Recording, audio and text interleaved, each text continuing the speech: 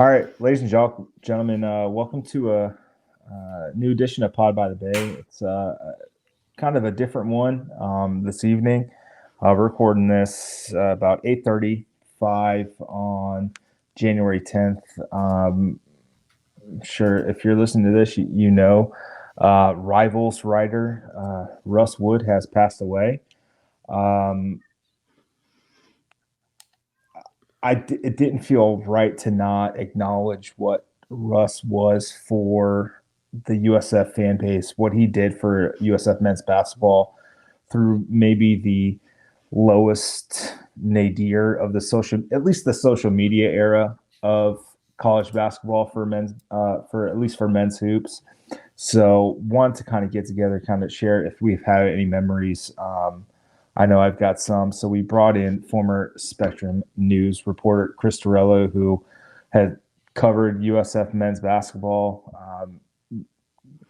just as much as Russ had over the last 7-8 years, and kind of wanted to just kind of make this podcast, however long it may be, just kind of reflecting on what funny stories, anything that we have for Russ. It came as a shock today, honestly, that Russ had passed, and it's just unfortunate. He was, to me, I know he had, right before we went on there, he had run-ins with other industries, other entities that cover USF because they were directly in the same lane, and I completely understand it. Him and I were very cordial, friendly. We would chat twice a week almost during basketball season, just kind of catching up. Chris, what was your kind of interactions with him? I know you guys kind of were foes and became friends. It was, it's kind of the same thing. I think not many of Chris Torello's foes become friends. I say that just to kind of remind people of my personality, but no, in seriousness, no, Russ and I, it was kind of funny because he and I got off to a rocky start. We had met on the football field. We were covering Charlie Strong. It was one of his first, it was Blake Barnett had just come in. And I remember it was, how organized the USF SIDs and all them are. So they were like, hey, we're going to do the press conference down here. And then, oh, no, everyone come on to the field, but don't step on the grass. Okay, fine. Well, where are we doing the press conference? On the grass. Anyways, so we're over there. We're checking out Blake Barnett, all this. And that was the first time I interacted with Russ. And I remember he said something to me. I said something to him. And it was kind of like, I have no clue who you are. I don't know what you think. Like, he made a comment about, like, oh, of course, the TV guys show up now. And I'm like, oh, he must. Like, if you know me, I've been showing. Like, so I kind of was like, okay, yeah, buddy. Yeah, first time I've seen you too or something. Like, it just kind of rubbed both of us the wrong way. Then he went back and talked to some industry people. And, and then I went back. And so it finally all got worked out about a year later, as any good media rivalry would. And we were sitting on the steps of the Muma Center. And we just kind of looked at each other. I remember he started something with me, and I kind of said, what are we fighting about? He goes, you know what we're fighting about? I said, no, I really don't. We hashed it out and we hugged. And that was it. And I know it sounds stupid to everyone, but for me, that was like an important moment because Russ was so important to the USF men's basketball beat. And for so many of us who get to go to that one game a week at Ray J, or get to go to a basketball game, but he's there all the time. He was there on the sidelines. He was in the locker rooms. He was there talking to players. And just, it can't be understated what he actually did for USF men's basketball. It can't be. And I remember he and I would talk I've been gone. When did I leave? In May of 22. And he and I would still talk. We were talking heavily about the Carter Knox thing because he knew I covered Carter at TC. So he and I were going back and forth on it a lot. And I actually had to check my mail. I think he and I last talked not that long ago in terms of messages, probably right before the holidays. So, it really stinks because he's just very strong and independent. He always had good sourcing. And for someone in my business where it's so easy to just throw crap against the wall, he really did it well. And it's look, it's a loss for USF. It's not just a loss for media industry or for rivals. It's a loss for USF athletics. And I hope Michael Kelly and all them over there understand that. Yeah, I couldn't agree more. What Russ has been able to do over the almost decade that he covered USF athletics was he covered USF men's basketball, which I think we would agree over the last decade was maybe the worst beat to cover of all time. Like they were atrocious for long periods and long stretches of time, and yet he never wavered, right? Like, and he was a guy who he did like late night DJing. Like he was like a radio guy. He did like prior to him becoming a sports broadcaster and sports anything within basketball, like this dude was a radio guy through and through. Like he had his own show up in Baltimore. He was from the DMV. He was very proud of the fact that he was from the DMV, and I can't blame him for that. The basketball skill, the basketball talent that came out of the DMV. I mean, Kevin Durant's probably maybe the most prominent one over the last 15 years that's come out of the DMV. Like, he was so proud of the fact that where he was from, and it permeated throughout the press boxes, right? Regardless if it was, sitting, 2 seats away at basketball. Him and I shared at football games. It was me, his intern, and then him for the last 2 years. And we would shoot the shit, and it was him, I think, bestowing his knowledge on his intern. And the intern's name was Jack. I don't know what he's up to right now, but he tried to guide his intern over the last 2 years in like taking over the beat. And I just hope Rivals doesn't go away. I think they've done a really good job. I think he's done a really good job of setting the foundation for what Rivals can be, because I mean, we've said it time and time again. When we cover football, I'll be honest, there's not many people who could touch us on football. We were never touching Russ with basketball. Like, there was just no shot. The guy knew basketball like the back of his hand. It was what he lived, what he breathed, and that's what we're gonna miss. Like, outside of him just being a good freaking person, to me, to us. I mean, Seth, you were 3 seats over. Like this, yeah. I mean, it was, the guy just cared, and he would show up even when it wasn't even his beat to cover because nobody else from Rivals was covering USF. He would be the one. I know when the news broke today in our Discord channel, it was like, oh crap, who's going to be the person going to record the press conferences when no one else does? Like that, he had found the niche, and he carved it so well.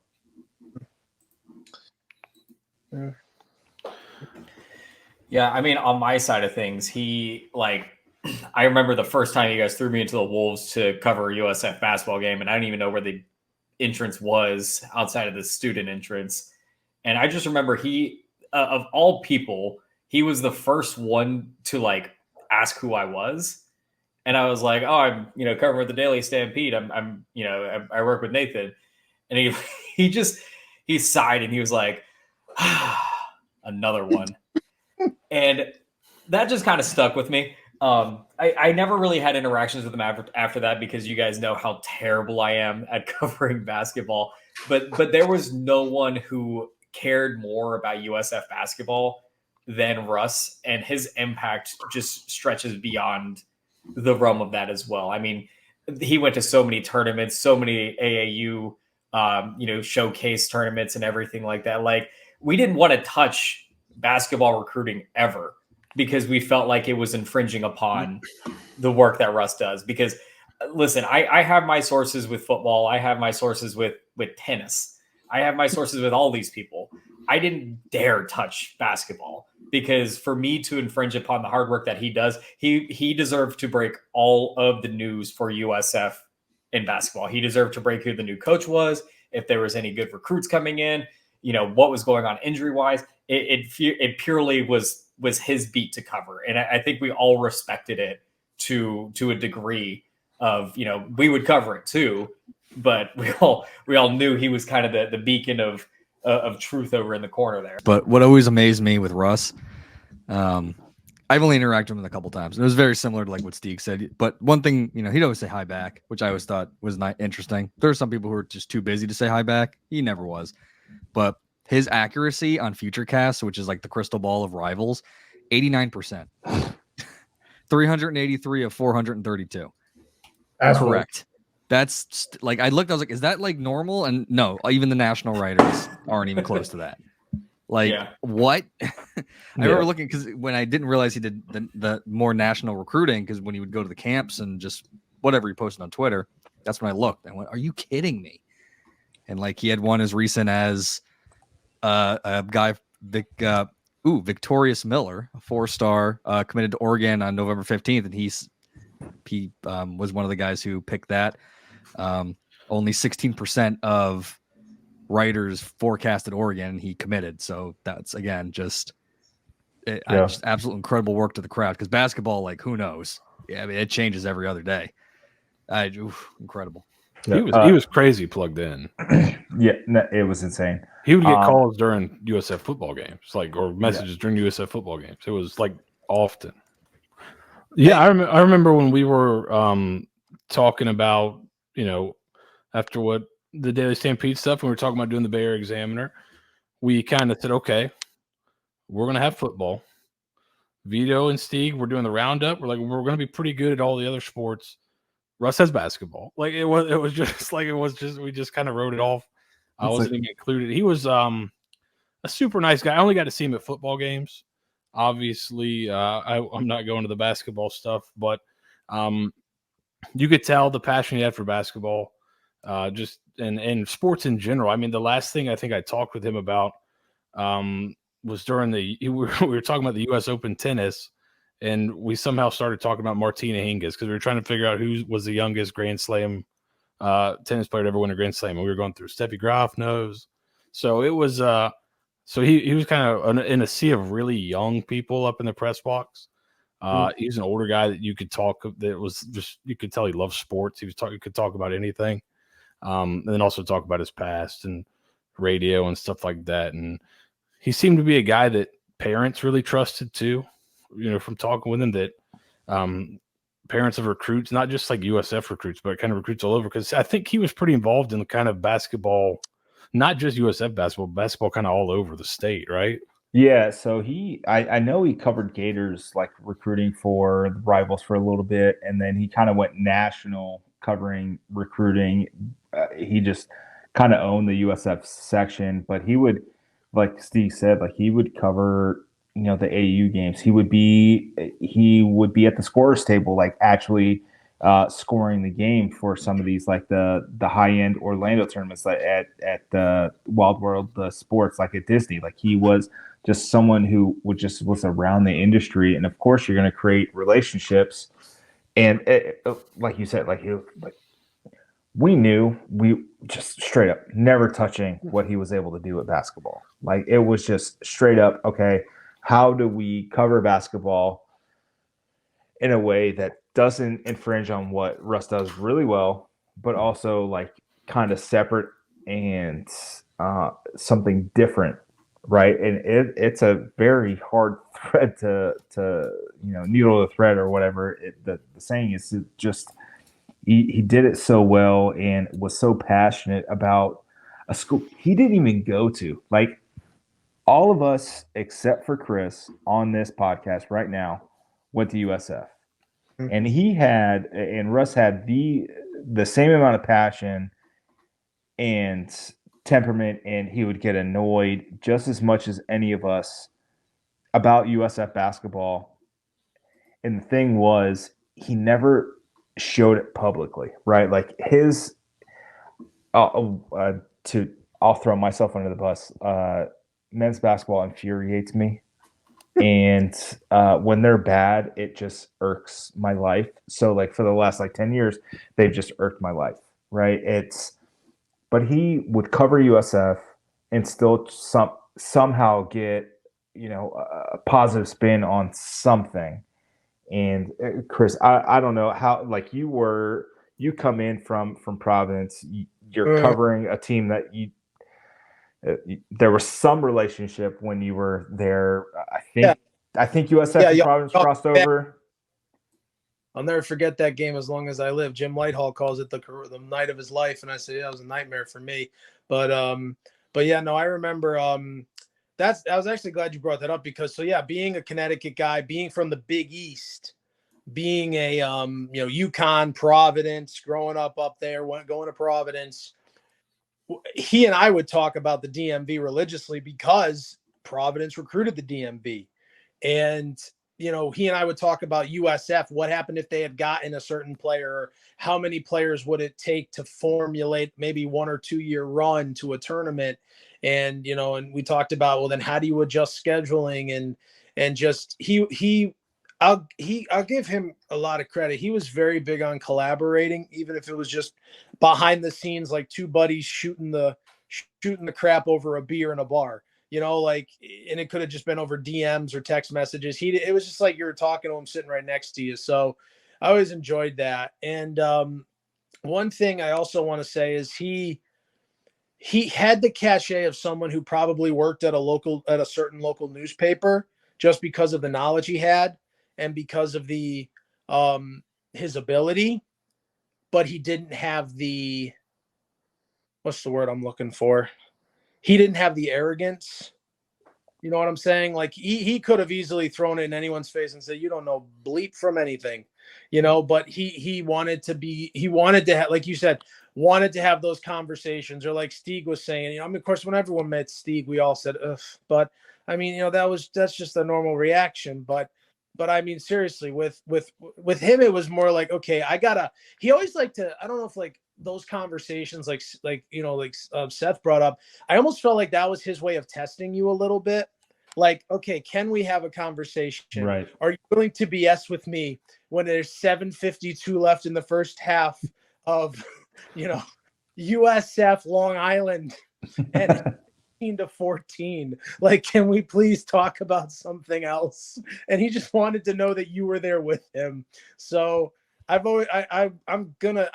missed it already. I hadn't seen him in person, but man, those a lot of memories have flooded back over the last few hours, and there are a lot of good ones. And yeah, I mean, there's a lot of good people in the Tampa Bay media, but not many that I could say, man, I really enjoyed sitting down with them and seeing them. And my favorite thing with him is there was a certain situation with a football media member recently, and it was, the person who asked about, Ulysses S. Grant and how his battle plan. And apparently that really mattered with Alex Golish. But he would message me about this and he would just go, Chris, I need you back here. I need you here, please. And that to me makes it all worth it, to know that somebody who you admired you. So that makes it all worthwhile. And from the sounds of it, he certainly admired what y'all were doing as well. Yeah, I mean, it kind of comes down to that. Like, post game men's basketball press conferences. We're sitting down there for 15, 20 minutes before the head coach and the players come in, and my initial reaction is like, I kind of know basketball. Like, I can get by, right? Like that's my thing. Like, I know football. I can get by with basketball. Turning to Russ is like me turning to Seth about like the immersive side of the sport, and like Russ can he was able to break down, okay, this is why they did the back screen here. The sideline out of bounds play didn't work because of X. All right, they tried this. Okay, they went back to it in the first. They tried it a couple times in the first half, weren't getting it. Now they went back to it in the second half, got it a few times, and then it opened up 4 more plays. And that, like, for basketball, because it's such a quick sport, like, you've got to have a mind for it. He had the mind for it and was excellent at breaking down the X's and O's. He did the previews for men's basketball's their games almost every single game, if not every game, pretty much the important ones, and would have, okay, this is the 3-point shooter who has been off for 14 days. Okay, watch out for him. This guy, he's been bad, but he's pretty streaky. Like, he had the scouting report for all of these guys and would provide the intel, the context, everything for every single game. And it's rough to see, because I'll be honest, we're not going to be able to touch that still. Like, that's still not going to be something that we can do unless we get someone who played college basketball, or that's just not what we do. And there's just such a void in the USF coverage now, and I'm not entirely sure how that gets filled, if it ever does, because I'll be perfectly candid, there's no one right now who covers USF anything that can fill the void for basketball that Russ has left. Very true. Well said. I don't know. We're kind of pushing up on 20 here. I wanted to get, Chris, you in and out. You just had a brand new baby who's gone through the tar poop stage and are kind of grown up. I called you on the way home tonight and it was like, hey, can you jump on? And you were gracious enough to kind of share your thoughts about Russ. And I felt like this was an important thing to do tonight, because what Russ has meant for this entire program for the last 10 years. I mean, he was here just like us when Murray Bartow left 2 guys at Hobie Baker in Houston.